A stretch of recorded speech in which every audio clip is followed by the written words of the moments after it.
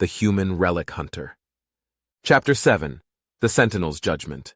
The vault chamber felt impossibly still, the only sound the faint hum of ancient systems barely holding together. Durin, standing at the center of it all, tried to keep his breathing steady as the Sentinel loomed before him.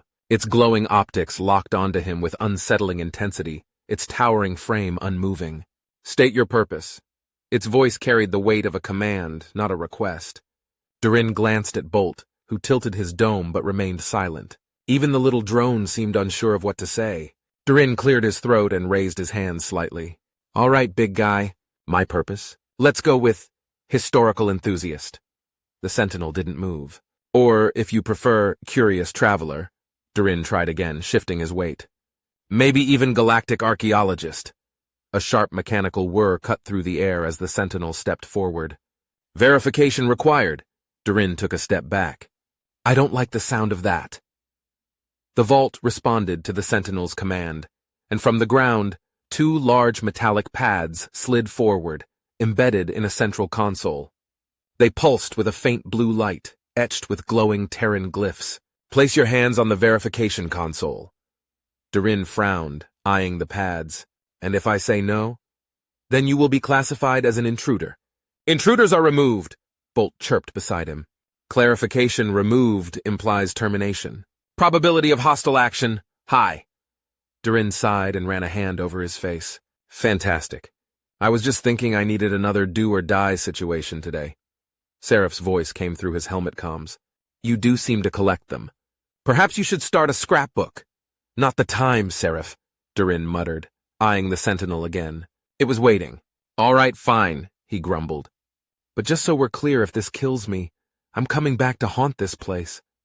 He stepped forward and placed both hands on the glowing pads. The moment his palms made contact, metallic restraints snapped over his wrists, tight, solid, and unmoving. "Whoa, hey!" Durin yelped, instinctively trying to pull back, but the bindings held firm. "Honesty will be your release. Deception will not be tolerated." Durin gave another sharp yank. "Oh, I hate this already." Seraph's voice carried a smug amusement. "I'd say don't lie, but honestly, you have a bad habit of exaggerating your own competence. This should be interesting." "Oh, shut up." The restraints pulsed softly, and a strange sensation crept up Durin's arms like static electricity inside his skin. It wasn't painful, but it was invasive, like the machine was sifting through him, searching. Durin swallowed. "All right. No pressure, right?" The Sentinel remained still, its optics dimming slightly as if waiting. "Verification protocol initiated. Subject will recount events. Detection parameters engaged." Durin exhaled slowly. This was it. The machine wanted the truth. And if it didn't like what it heard, well, Durin was currently bolted to the floor with no escape plan. The restraints on Durin's wrists pulsed faintly, sending that strange, invasive sensation up his arms again. He could feel it not painful, not exactly uncomfortable, but like something sifting through him, probing beneath the surface, testing him. Okay, you want the truth?" Durin said, shifting slightly in his bindings. "Fine. I'll tell you everything. Just maybe loosen the death grip a little?" The Sentinel remained motionless, unyielding. Its glowing optics stared down at him as if peering straight into his soul. "Figures," Durin muttered. "All right. Here we go." He exhaled slowly and began. "It started with a bad trade," Durin said, glancing at the Sentinel to see if it was actually listening. I was on the Hylestian homeworld, in a back-alley market where they sell everything from starship parts to cursed relics, or at least stuff that looks cursed. I ran into this trader, real shifty guy with too many eyes, you know the type." Seraph's voice chimed in through Durin's suit. "Technically, too many eyes is subjective. Many species function perfectly well with more than two." Durin sighed loudly. "Not the point, Seraph. Anyway, this guy was unloading what he called a lost Terran artifact."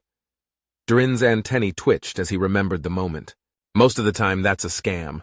Old Earth trinkets go for insane prices, and people will sell anything if they think a gullible collector will buy it. But this was different. He gestured with his head, still unable to move his hands.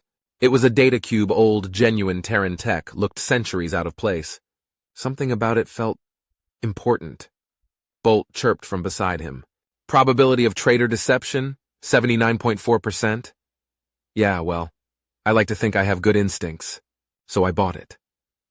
The cube took weeks to decipher, Durin continued. And when I finally cracked it, coordinates, someplace way off the charts. And what did I find when I got there?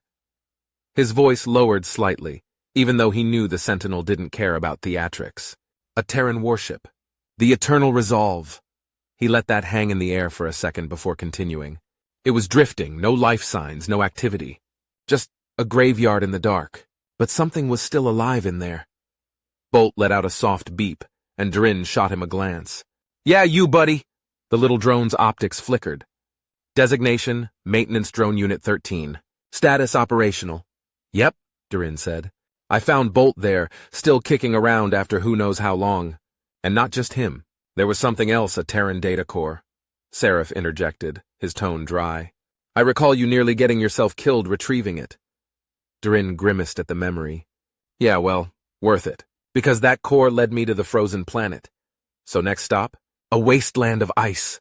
Durin's voice dropped slightly, his mind flashing back to the bitter cold of that place. I thought I was looking for treasure. What I found instead was an ancient Terran oracle. The Sentinel's optics flickered, but it remained silent. Was that a reaction? Durin pressed on.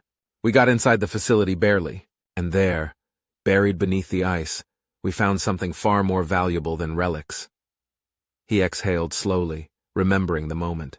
A holographic star map, 10 locations, each tied to something the Terrans left behind. For the first time, the Sentinel shifted, its towering form emitting a faint mechanical hum. The vault was among them. Durin blinked.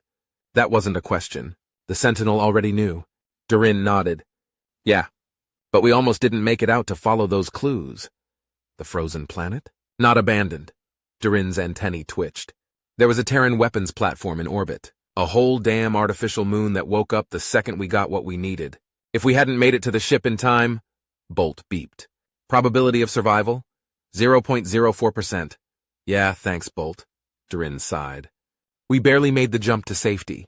And with that, we had our next lead. Following the map led us to another planet. A jungle world. That's where we... He hesitated. Where we crashed the Wanderer! Seraph was mercilessly fast with his response. Correction. Where you crashed the Wanderer. Whatever. We survived. And then we found the Terran scout vessel hidden there. The ship we're flying now, the Wanderer, too. Durin shifted his shoulders. That's where we put everything together. We had the data core from the Eternal Resolve. We had the Oracle's star map. And now we had a ship that could cross-check them. He looked up at the Sentinel. That's how we found you. Durin finished speaking, exhaling slowly. The chamber was quiet. The restraints on his wrists remained firmly in place. Seraph? Durin said after a moment. Why am I still stuck? Possibly because the machine is still deciding if you're an idiot. Durin groaned. Perfect. Just what I need. A sentient AI peanut gallery. The Sentinel stood motionless, its optics flickering, its massive frame eerily still. Then a shift. The restraints pulsed once before releasing Durin's wrists with a soft hiss. Durin rubbed his wrists, still not entirely convinced he was safe. So, that means you believe me, right? The Sentinel stepped back, its deep voice reverberating through the chamber. You speak the truth. Your path aligns with the one foretold. You have unwittingly followed the echoes of the Sleeper's directive. A deep rumbling filled the vault. The glyphs on the walls shone brighter, and unseen mechanisms whirred to life. Seraph's voice, cool as ever, broke through the static. It means you just passed a 50,000-year-old loyalty test. Congratulations. Durin's stomach dropped.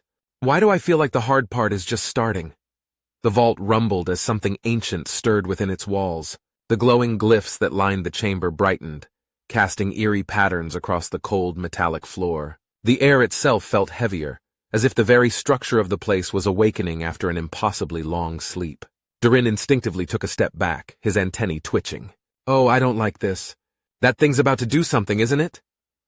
The vault systems are activating, Seraph confirmed through Durin's helmet comms.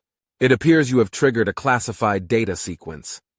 The Sentinel's towering frame shifted as it turned toward the far end of the chamber. A section of the wall slid open with a grinding hiss, revealing a massive holographic projection platform embedded in the floor. The vault's machinery whirred to life, ancient processors humming, processing something far older than Durin cared to think about. Durin swallowed, glancing between the Sentinel and the now active vault systems. Okay, so what exactly did I just trigger? The Sentinel turned its glowing optics toward him, pausing for a beat before answering. You have unlocked the truth, the reason the Sleeper's directive exists, the fate of those who came before. Then, with a burst of flickering blue light, the holograms appeared. A massive galactic map materialized, showing the Milky Way as it once was, dotted with thousands of star systems brimming with life and civilization. Durin had seen old star charts before, but never like this. This wasn't just a map. It was history. The Sentinel's deep voice echoed through the chamber. The Drac came from beyond the galactic edge. They were not conquerors. They were eradicators. Durin felt a chill run down his spine. The holographic map shifted, highlighting the outer regions of the Milky Way. Slowly, black voids began to spread inward, consuming stars and planets like a growing infection. Seraph's voice crackled through Durin's comms. Durin, repeat that. I want this recorded. Durin cleared his throat. The Drac were not conquerors.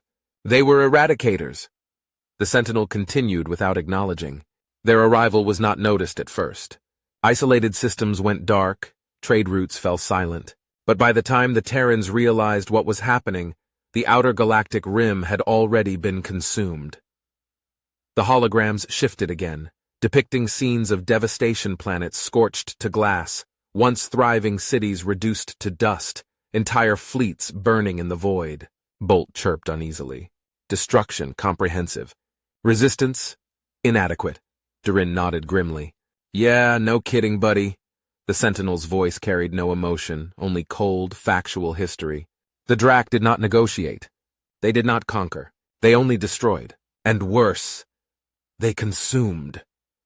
Durin's stomach turned as the hologram zoomed in on something deeply unsettling, a massive swarm of writhing, shifting shapes spreading across space like a living tidal wave of annihilation. Seraph's voice came through again. That lines up with a dozen old galactic myths. Stories of the Great Darkness. Some species call them the Devourers. Others call them the Night Plague. Most scholars think it's just legend, a warning tale about overreaching empires. Durin relayed it to the Sentinel. Seraph says there's old myths about this. Stories of the Great Darkness, the Devourers, the Night Plague. For the first time, the Sentinel paused. The vault's lights flickered. Then it spoke again. They are not myths. They are scars upon this galaxy. Durin's mouth went dry. The hologram changed again, showing vast space battles, Terran warships firing massive energy lances, orbital platforms unleashing planet-cracking weaponry, entire solar systems consumed in fire as humanity fought to its last breath. The Terrans fought fiercely, the Sentinel intoned. No species had ever resisted the Drac for so long. But for every fleet we destroyed, more came. For every world we defended, another fell. Durin watched in awe and horror as the Terran fleets were overwhelmed. No matter how many weapons they deployed, the Drac adapted. It was a war of attrition, and humanity was losing. Seraph's voice cut in again. This is insane. No records exist of any battles like this. Either this is the greatest cover-up in galactic history, or the Drac really did erase everything. Durin repeated it aloud. The Sentinel responded instantly. The Drac do not allow records to remain. Those who survive, forget. Durin's antennae lowered slightly. That's creepy. The holograms shifted one last time. What appeared now was not war, but retreat. Durin frowned. Wait, what is this? The Sentinel stared at the projection as if seeing the past itself. The last days of the Terrans. The hologram zoomed in on massive underground cities, hidden starbases, ships sealed inside asteroids. Thousands upon thousands of humans vanishing from the battlefield. And the vaults, hundreds of them scattered across the galaxy. The war could not be won, the Sentinel admitted. So humanity made a choice. Durin was stunned. They didn't lose. They removed themselves from the battlefield. Seraph muttered something through the comms. 50,000 years of silence. The greatest disappearing act in galactic history. Durin relayed the message. Seraph says this is the biggest disappearing act in history. The Sentinel nodded. Humanity did not lose. It chose to sleep. And when the Drac were gone, we would return. Durin stared at the Sentinel, his antennae flicking uneasily. The chamber was silent, save for the faint hum of ancient systems struggling to function after tens of thousands of years. The air felt heavier now, as if the weight of the Sentinel's question was pressing down on him. "Tell me, Explorer, is the galaxy free?" Durin hesitated. His mouth opened, then closed. He frowned, rubbing the back of his neck. Yeah, about that." The Sentinel did not move, its burning optics fixed on him with a patience that felt far too absolute. It was waiting. Durin exhaled sharply, shifting his stance. "Listen, I'm just a guy who digs through old ruins for stuff to sell. I'm not exactly the wise galactic scholar type." Seraph's voice cut in through his comms, dry as ever. "And yet, somehow, you are the only one standing here, being asked a question that will shape the fate of an entire species. Curious." Durin rolled his eyes. "Not helping, Seraph." He turned back to the Sentinel, choosing his words carefully. "The truth is, I don't know.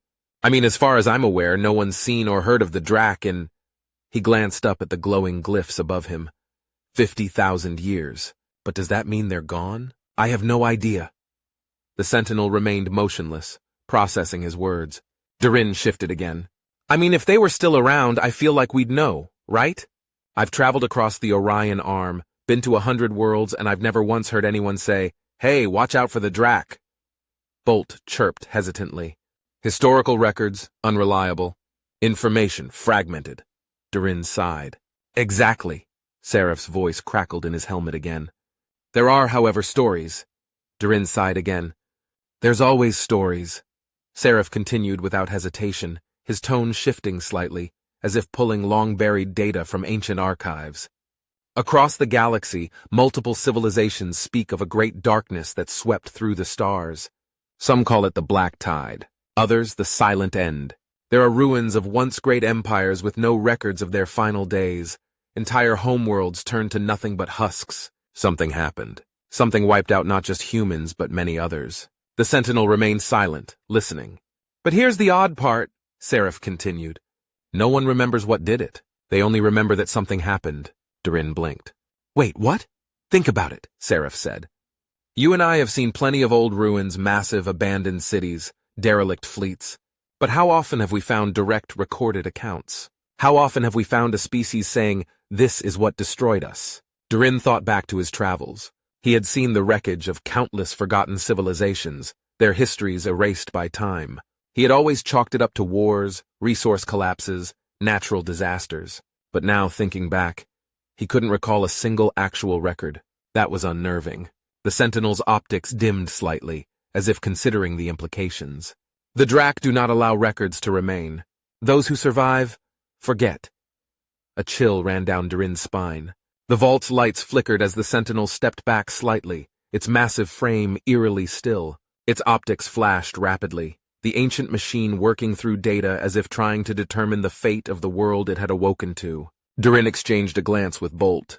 "So, is that a good pause or a bad pause?" "Unknown," Seraph replied unhelpfully. The Sentinel finally spoke, its deep voice reverberating through the chamber. "The evidence is inconclusive. However, if the Drac have vanished, the Sleeper's directive must begin." Durin blinked. "Wait, what?" The Sentinel continued as though he had not spoken. "Verification required. A Sleeper must be awakened to assess the state of the galaxy." Durin's stomach dropped. "Oh no." Seraph, who had remained silent for an unusually long stretch, finally spoke. "Oh yes." Durin groaned. "This is a terrible idea." "The awakening will begin." Durin raised his hands. "Whoa, whoa, whoa, let's think about this for a second." The Sentinel's optics locked onto him again. "You fear the awakening?" Durin scoffed. "Fear? No. I fear what happens when the first thing they see after 50,000 years is me." Bolt tilted his dome. "Observation, first contact, historically unpredictable." Seraph added, "On the bright side, it will be very entertaining to watch." The vault's deep hum grew louder, resonating through the chamber like the slow, awakening breath of something ancient. The Sentinel had made its judgment, and now, for the first time in 50,000 years, a Terran was about to return to the world. Durin rubbed his face, already feeling the oncoming headache. "We sure we don't want to take a minute to think this through?" The Sentinel's optics burned brighter. "The process has begun. Durin threw his hands in the air. Yeah, of course it has. Seraph, always unhelpful, added cheerfully through the comms. I, for one, am looking forward to seeing how this unfolds. Durin sighed. Glad one of us is. A low mechanical groan echoed through the vault as the ancient cryopod systems engaged, scanning the remaining Terran sleepers for the optimal candidate. The glyph-covered walls glowed, reacting to the surge of long-dormant energy. One of the cryopods near the center of the chamber lit up, its interface flickering back to life as it processed its first command in millennia. Durin tensed. All right, here we go, Bolt trilled, his optics scanning the pod. Designation, Dr. Nancy Calloway. Senior Engineer Pre-Exodus Era. Durin blinked. Nancy? Seraph, intrigued, responded. Fascinating. The pre-collapse era would place her among the last active Terran scientists before humanity entered stasis. Durin crossed his arms, watching as the pod's internal mechanisms whirred to life. So, what? She's an engineer? She builds stuff? Or dismantles things with expert precision, Seraph offered. Durin exhaled slowly. Fantastic. Let's just hope she's not the fries people with plasma beams first, asks questions later, kind of engineer. The Sentinel remained still, offering no further explanation. With a deep hiss, the pod's hatch seals disengaged. A thick vapor spilled from the pod's edges, curling across the chamber floor as the freezing air met the warmer vault atmosphere. The temperature in the room plummeted, ice cracking along the pod's reinforced glass cover. Durin took a careful step back. Yeah, that looks real inviting, Bolt beeped. Vitals stabilizing. Neural activity increasing. The Sentinel's voice rumbled. Resuscitation process active. Awakening imminent. A sharp gasp cut through the cold air. Inside the pod, a hand twitched, fingers stiffly flexing for the first time in 50 millennia. A second later, her chest rose sharply, a ragged first breath filling long, dormant lungs. Durin braced himself. Here we go. Nancy Calloway stirred, her movements sluggish but growing more deliberate. Her head tilted slightly, eyes blinking rapidly as her body fought to adjust to consciousness. Then her gaze snapped upward.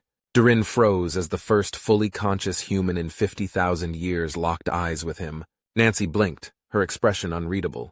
Her gaze flicked to the vault's ceiling, then to the glowing glyphs, then to the towering form of the Sentinel standing behind Durin. She took in the scene without a word until her eyes finally settled back on him. A long silence stretched between them. Durin cleared his throat. Hi? Nancy exhaled sharply, rubbing her face with one hand before muttering, Great. I'm alive. The sun looks like hell. And the first thing I see is a talking lizard. Durin blinked slowly. Well, that's an interesting takeaway. Seraph immediately broke the silence. Oh, I like her. Durin threw his hands up. Not the time, Seraph! Nancy squinted at him. Wait, did the lizard just yell at another voice in his head? Durin let out a long, suffering sigh. This is going to be a long conversation.